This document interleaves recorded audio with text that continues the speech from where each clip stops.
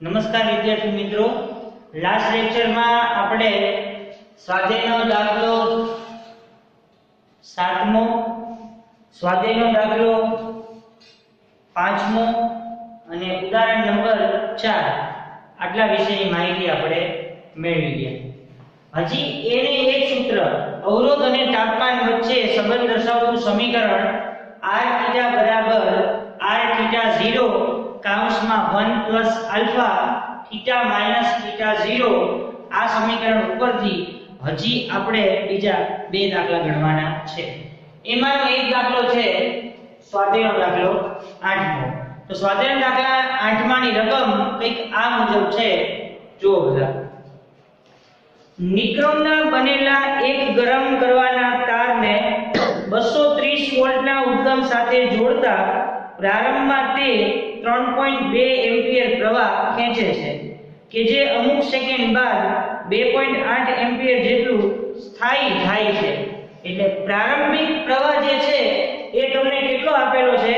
3.2 ampere અને voltage તમને આપેલો છે 230. તો સૌથી પહેલા તમને જે માહિતી આપેલી છે એને આપણે ફિલઅપ કરતા જઈએ. તો આપેલી માહિતી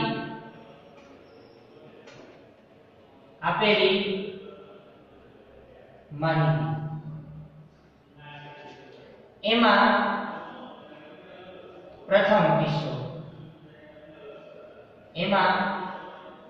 કિસ્સો ચાલો V1 બરાબર 230 વોલ્ટ અને I1 બરાબર 3.2 એમ્પિયર. 230 વોલ્ટ અને I1 બરાબર 3.2 એમ્પિયર. એના પછી અમુક સેકન્ડ બાદ 2.8 એમ્પિયર જેટલું સ્થાયી વહન એનું થાય છે. એટલે ઉદ્ગમ તો આટલું જ છે, વોલ્ટેજ તો એટલો ને એટલો રાખવાનો, પણ પ્રવાહમાં શું થાય છે? ઘટાડો થાય છે. તો અહીંયા V1 અને I1 તમને આપી દીધું છે. તો ઓહમના નિયમ પ્રમાણે, ઓહમના નિયમ અનુસાર, ઓહમના નિયમ મુજબ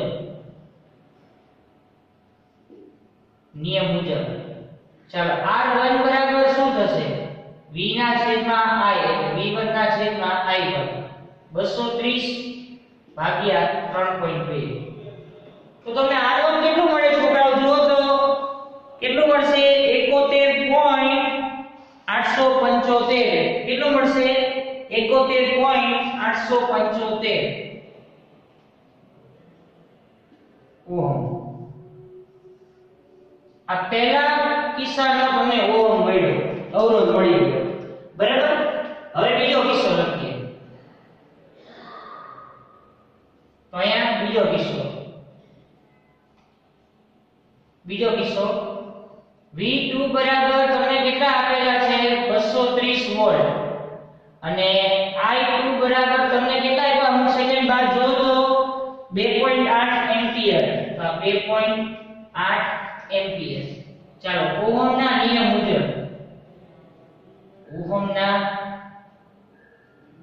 નિયમ મુજબ શું થાય?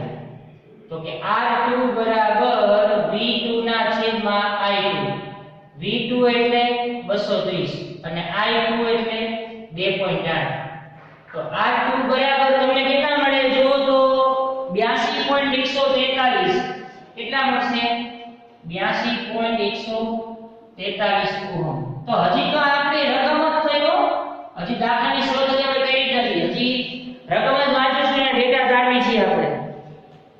જો ઓરડાનું તાપમાન 27 સેલ્સિયસ જેટલું હોય તો ગરમ કરતા તારનું સ્થાયી તાપમાન કેટલું હશે? એટલે સંદર્ભ તાપમાન તમને આપી દીધું છે. સંદર્ભ તાપમાન રકમમાં તમને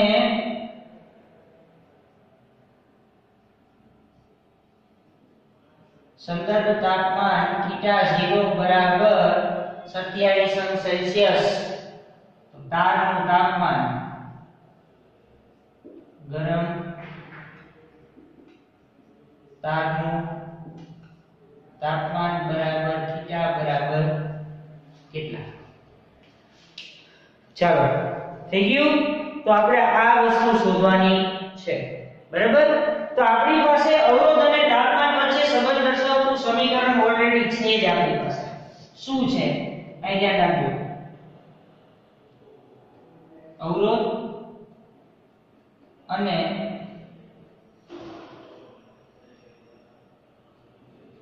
તાપમાન વચ્ચેનો સંબંધ શું છે? r થીટા બરાબર r theta 0 1 plus theta minus theta 0. આવું તમને આપેલું છે. પણ અહીંયા આપણે શું લખશું? r2. અહીંયા શું લખશું આપણે? r1 1 plus alpha theta minus 27. Theta તો આપણે શું કરવાનું છે? શોધવાનું છે. ચાલો r2 આપણને કેટલા મળ્યા? તો કે 82.143 ના છેદમાં 71.875. આને છેદમાં લીધું 1 પ્લસ આલ્ફા થીટા માઈનસ 27. ચાલો આપણે ભાગાકાર કરો તમને કેટલું મળશે? જો તો આપણેનો ભાગાકાર કરો એટલે કેટલું મળશે? 1.142 મળશે. આપણેનો ભાગાકાર કેટલો મળશે? 1.142 1 પ્લસ આલ્ફા થીટા માઈનસ સંદર્ભ તાપમાન કેટલું આપેલું છે? 27. હવે આને પહેલી બાજુ લઈ જાઓ એટલે 0.42 આલ્ફા થીટા માઈનસ 27. આલ્ફાની કિંમત તમને રકમમાં આપી દીધી છે. જો આલ્ફાની કિંમત તમને રકમમાં આપી છે કેટલી આપી? જો 1.70 ગુણ્યા 10 ની માઈનસ 4 થીટા માઈનસ 27. આ બંનેનો તમે ભાગાકાર કરો એને ગુણ્યા 10000 કરવાના એટલે તમને કેટલું મળશે? જો 835.29. કેટલું મળે? આને 835.29 બરાબર થીટા માઈનસ 27. તો થીટા બરાબર 835.29 પ્લસ 27. એટલે આ બંનેનો તમે સરવાળો કરશો એટલે તમને 862.29 સેલ્સિયસ તમને જવાબ મળી જશે, જે તારનું તાપમાન છે. શેનું તાપમાન મળી જશે? તારનું તાપમાન તમને મળી જશે. તો આ તમારો થઈ ગયો સ્વાધ્યાયનો દાખલો 8મો. શું હતું? બે કિસ્સા તમને આપેલા હતા. એક હતો કે 230 વોલ્ટેજ, ત્યારે પ્રથમ કિસ્સા માટે 3.2 એમ્પિયર પ્રવાહ, એને એ જ વોલ્ટેજ રાખવાનો છે. અમુક સેકન્ડ બાદ પ્રવાહમાં ઘટાડો થાય છે. તો પ્રવાહમાં કેટલો ઘટાડો થયો? તો 2.8 જેટલો તમને એમ્પિયર પ્રવાહ જેટલો મળ્યો છે. એટલે R1 અને R2 મળી ગયા. ઓરડાનું તાપમાન અને સંદર્ભ તાપમાન તમને આપેલું છે. કેટલું આપેલું છે? તો કે 27 સેલ્સિયસ જેટલું તમને સંદર્ભ તાપમાન પણ ઓલરેડી આપેલું છે. તો ગરમ તારનું તાપમાન તમારે શોધવાનું છે. તાપમાન ગુણાંક તમને આપી દીધો છે. તો આપણી પાસે સૂત્ર તો છે. અવરોધ અને તાપમાન વચ્ચે સંબંધ દર્શાવતું સમીકરણ r θ બરાબર r θ 0 કૌંસમાં 1 plus alpha theta minus theta 0. તો અહીંયા r2 r1 1 plus alpha theta minus 27 already આપેલું છે. આને સામેના છેદમાં લઈ જાઓ, બંનેનો ભાગાકાર કરો. 1 પ્લસ આલ્ફા થીટા માઈનસ 27. આ બંનેનો ભાગાકાર કરશો તો આટલો જવાબ તમને મળશે. એકને પેલી બાજુ લઈ જાઓ એટલે માઈનસ થાય. આલ્ફાની કિંમત ઓલરેડી તમને આપેલી છે. ગુણાકાર ભાગાકાર કરો એટલે આ જવાબ મળશે. 27 ને પેલી બાજુ લઈ જાઓ એટલે તમને થીટા મળી જશે. થઈ ગયું? ચાલો એના પછી આપણે જોઈએ ઉદાહરણ નંબર 3. શું જોવાનું છે? ઉદાહરણ નંબર 3 આપણે જોવાનું છે. તો ઉદાહરણ નંબર 3 ની હું રકમ વાંચું છું, ત્યાસ કરી ધ્યાનમાં લેજો. આના જેવો જ દાખલો છે વળી પાછો, એટલે આપણે આ ભાગના બધા દાખલા આપણે પતી જાય. બરાબર? તો આપણે લખી છે ઉદાહરણ નંબર 3.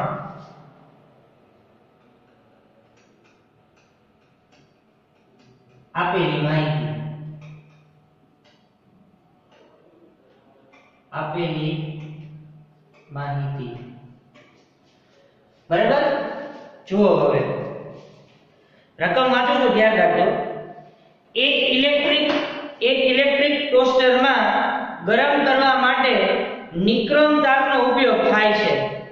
જ્યારે તેમાંથી અવગણ્ય પ્રવાહ પસાર કરવામાં આવે છે ત્યારે ઓરડાના તાપમાને તેનો અવરોધ 75.3 ઓહમ જેટલો મળે છે.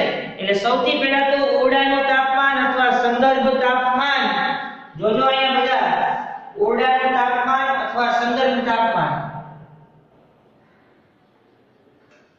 ઓરડાનું તાપમાન અથવા સંદર્ભ તાપમાન બરાબર θ0 બરાબર 27 અંશ સેલ્સિયસ બરાબર. અને ઓરડાના તાપમાને અવરોધ ઓરડાના તાપમાને અવરોધ બરાબર r θ0 બરાબર r27 બરાબર કેટલો આપેલો છે તમને 75.3 ઓહમ 3 ઓહમ આટલું તમને આપેલું છે. હવે જો આગળ રકમ જ્યારે ટોસ્ટરને 230 વોલ્ટના ઉપદમ સાથે જોડવામાં આવે ત્યારે અમુક સેકન્ડ બાદ પ્રવાહનું મૂલ્ય 2.68 જેટલું મળે છે. ટોસ્ટરને લાગુ પડતો વોલ્ટેજ ટોસ્ટરને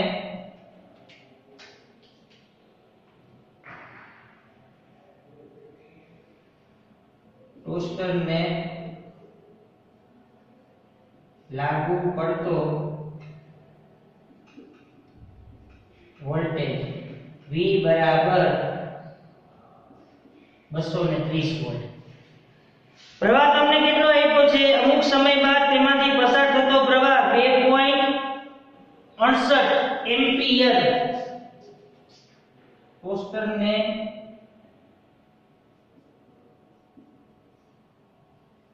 લાગુ પડતો પ્રવાહ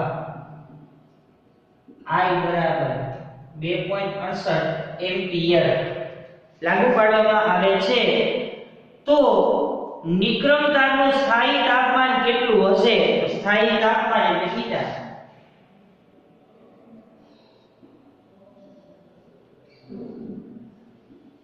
બરાબર θ અને તાપમાન ગુણાંક બરાબર આલ્ફા બરાબર કેટલા આપેલા જો તો રકમમાં 1.70 ગુણ્યા 10 ની -4 સેલ્સિયસ ઇન્વર્સ બરાબર. હવે આમાં તમને સંદર્ભ તાપમાન તો ઓલરેડી આપી દીધું છે પણ તમે r θ નથી જાણતા એટલે ઓહમના નિયમ પ્રમાણે તમારે r θ શોધવાનો થશે બરાબર. તો અહીંયા ધ્યાન રાખજો ખાસ તમારી પાસે પહેલા સૂત્ર તો છે જ r θ બરાબર r θ0 કાઉન્સમાં 1 પ્લસ θ માઈનસ 27 સોરી θ0 બરાબર. હવે તમે r θ જાણતા નથી તો આપણે આને કહી દઈએ સમીકરણ નંબર 1. ચાલો ઓહમના નિયમ અનુસાર ઓહમના નિયમ મુજબ શું થશે તો કે r θ બરાબર v ના છેદમાં I. ચાલો 230 ના છેદમાં 2.68 એટલે તમને r θ કેટલું મળે જો તો રકમમાંથી r θ કેટલું મળે 85.820 ચાલો આટલું મળી ગયું. હવે તમારે કશું ન કરવાનું સમીકરણ નંબર 1 મુજબ સમીકરણ 1 મુજબ ચાલો r θ ની જગ્યાએ શું લેવાનું 85.820 બરાબર r θ 0 કેટલા આપેલા છે 75.3 1 પ્લસ આલ્ફા θ માઈનસ 27 આ કાઉન્સ પૂરો. હવે છે ને આને 75.3 ને છેદમાં લઈ લેવાનું તો 85.820 ભાગ્યા 75.3 બરાબર 1 પ્લસ આલ્ફા θ માઈનસ 27. આ બંનેનો તમે ભાગાકાર કરશો ને તમને મળી જશે 1.139. કેટલું મળશે 1.139 1 પ્લસ આલ્ફા θ થીટા -27 આને પહેલી બાજુ લઈ જાઓ એટલે 0.139 આલ્ફા કૌંસમાં થીટા -27 આલ્ફા ને સામેના છેદમાં લઈ 39 ના છેદમાં 1.70 ગુણ્યા 10⁻⁴ થીટા -27 હવે બંનેનો ગુણાકાર ભાગાકાર કરશો એટલે તમને મળી જશે 817.64 આ બંનેનો ભાગાકાર કરશો ને એટલે 817.64 બરાબર થીટા -27 તો થીટા બરાબર 817.64 પ્લસ 27 આ બંનેનો સરવાળો કરો 817 પ્લસ 27 કરશો એટલે 844 મળી જશે એટલે અહીંયા જવાબ આવે 844.64 સેલ્સિયસ તો આ તમારો થઈ ગયો ઉદાહરણ નંબર 3 તો મિત્રો આજે આપણે ઘણા બધા દાખલા અહીંયા પૂરા કરી દીધા છે બરાબર સ્વાધ્યાયનો ચોથો પાંચમો છઠ્ઠો સાતમો આઠમો ઉદાહરણ નંબર 3 4 5 આ બધા દાખલા આપણે આજે પૂરા કરી દીધા છે બરાબર હવે નેક્સ્ટ લેક્ચર આપણે વિદ્યુત ઉર્જા અને કાર્ય તીવ્રતા વિશેની માહિતી આપણે મેળવશું જેમ મને જલ્દી આપણે આ ચેપ્ટર પૂરું કરી અને નવા ચેપ્ટરનો પ્રારંભ આપણે કરશું ઓકે થેન્ક યુ